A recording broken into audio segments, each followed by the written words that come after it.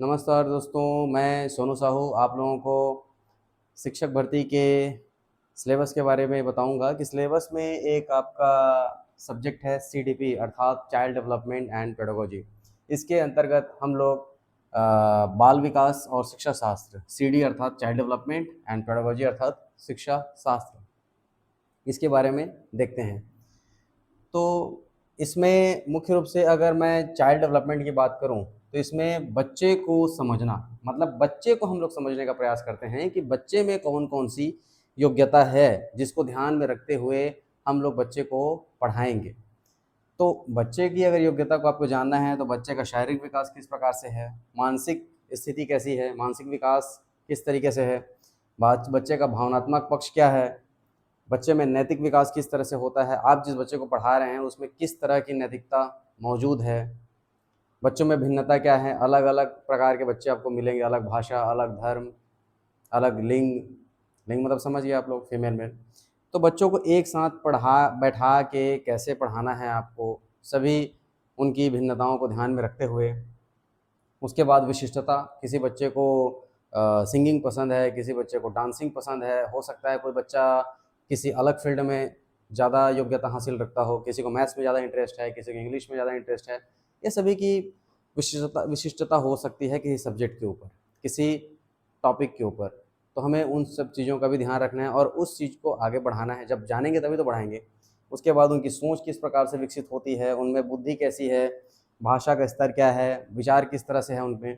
तो ये सभी तमाम तरह की चीज़ें हम लोगों को बच्चे के बारे में पता होनी चाहिए बिफोर द क्लासरूम। क्लासरूम में जाने से पहले, पढ़ाने से पहले बच्चों की स्थिति के बारे में हमें पता होना चाहिए।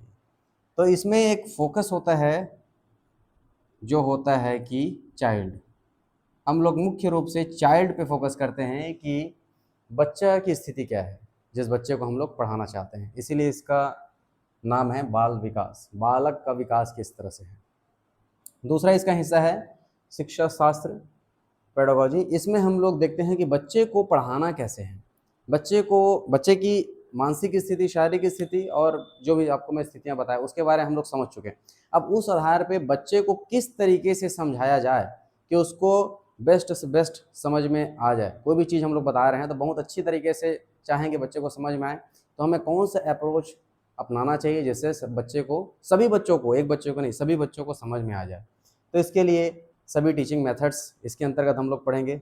बहुत तरह के टीचिंग मेथड्स होते हैं।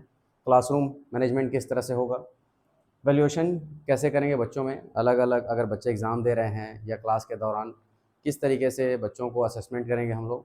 इसमें दो तरह के असेसमेंट आते हैं मुख्य रूप से, assessment for learning and assessment for teaching. Assessment for learning के अंतर्गत असेसमेंट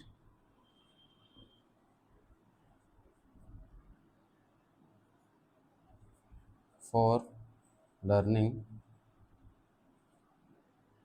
असेसमेंट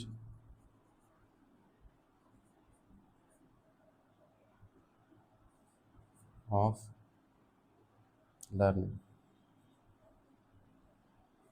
तो असेसमेंट ऑफ फॉर लर्निंग मतलब बच्चे ने जब सीखा, सीखते वक्त हम लोग जो उसका असेसमेंट करते हैं, ये होता है असेसमेंट फॉर लर्निंग।